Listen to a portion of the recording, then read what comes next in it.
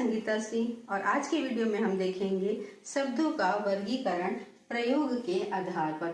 प्रयोग के आधार पर शब्दों को दो भागों में वर्गीकृत किया गया है। तो हम यहाँ पे लिख लेते हैं कितने भागों में वर्गीकृत किया गया है। दो भागों में इसको जो है वो वर्गीकृत किया गया है। और पहला भाग जिसे क्या कहा जाता है, अविकारी शब्द कहा जाता है, और दूसरा अविकारी शब्द।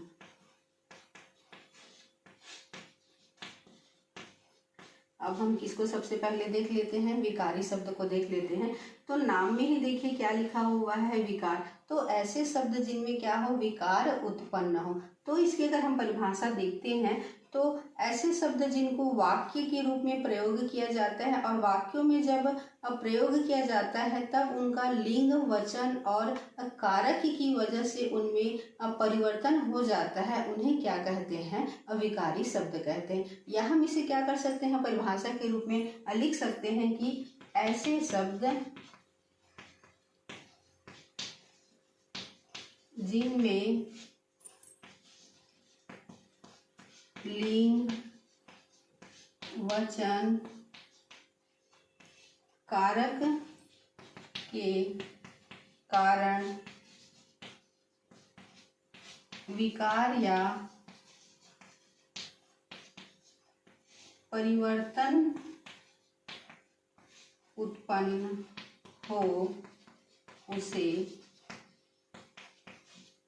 विकारी शब्द कहते हैं। यहाँ पर कुछ उदाहरण के माध्यम से हम देख सकते हैं कि कैसे जो है वो लिंग, वचन और कारक के हिसाब से क्या होता है, इनमें जो है वो परिवर्तन होता है। तो सबसे पहले किसको ले लेते हैं, लिंग के हिसाब से ले लेते हैं। तो यहाँ पर मैं क्या कर रही हूँ, एक उदाहरण जो है वो लिख रही हूँ, जैसे कि लड़के पढ़ रहे हैं। एक दूसरा उदाहरण इसी में लिख रही हूँ मैं, लड़कियां पढ़ रही हैं। तो यहाँ पे देखिए क्या है, लड़के क्या है, पुरुष लिंग है, और साथ ही क्या है, लड़कियां जो है वो क्या है, स्त्रीलिंग है। तो यहाँ पे लिंग की वजह से क्या हो रहा है, विकार उत्पन्न हो रहा है। और आगे हम देख लेते हैं, किसके आधार पर देख लेते हैं, वचन के आधार पर देख लेते हैं। तो वचन के आधार पर देखते हैं तो मैं आ रहा हूँ, इसी का दूसरा देखते हैं, ये वचन के आधार पर है और ये किसके आधार पर है, लिंग के आधार पर है। मैं आ रहा हूँ, हम आ रहे हैं। तो यहाँ पे देखिए मैं एक अकेले व्यक्ति की बात कर रहा है, तो यहाँ पे क्या है, एक वचन है, हम कह रहा है, मतलब यहाँ पे क्या है, बहुवचन है। तो यहाँ वचन के अनुसार से क्या हो रहा है, इसमें जो है वो विकार उत्पन्न हो रहा है। और इसके आधार पर देख लेते हैं हम, जो है वो काल के आधार पर भी देख लेते हैं। तो काल के आधार पर देख लेते हैं, यहाँ पर काल के आधार पर मैं लिख देती हूँ, उन्होंने गाना गाया।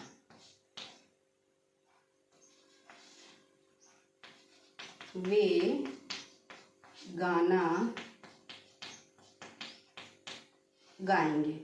उन्होंने गाना गाया, वे गाना गाएंगे। तो उन्होंने गाना गाया, ये किसकी बात हो रही है, भूतकाल की बात हो रही है कि उन्होंने क्या किया है, गाना गाया है। वे गाना गाएंगे मतलब वो भविष्य में क्या करेंगे, गाना गाएंगे। तो यहाँ पे जो किसकी बात हो रही है, भविष्य काल की जो है वो बात हो रही। तो यहाँ पे देखिएगा कि लिंग, वचन और काल की वजह से क्या हो रहा है, विकार उत्पन्न हो रहा है। तो ऐसे शब्दों को हम क्या कहते हैं, विकारी शब्द कहते हैं। और विकारी शब्द कितने प्रकार के होते हैं, तो विकारी शब्द जो है वो 4 प्रकार के होते हैं।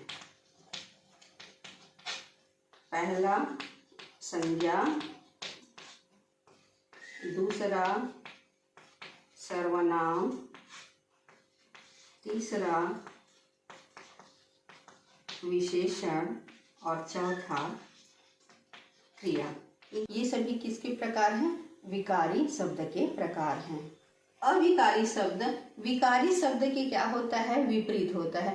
जिस प्रकार से विकारी शब्द में लिंग, वचन और कारक के अनुसार से परिवर्तन हो जाता है, लेकिन अविकारी शब्द क्या रहता है, अपरिवर्तित होता है। इसमें लिंग, वचन, कारक का कोई भी जो है वो प्रभाव नहीं पड़ता है, यह क्या रहता है, अपरिवर्तित रहता है। तो इसकी परिभाषा के रूप में भी हम क्या कर सकते हैं, इसको लिख सकते हैं, विकारी शब्दों के विपरीत ऐसे शब्द जिन पर लिंग, वचन, कारक, काल का कोई प्रभाव नहीं पड़ता है, ये अपरिवर्तित रहते हैं। इन्हें अविकारी शब्द कहते हैं। जैसे किंतु, परंतु,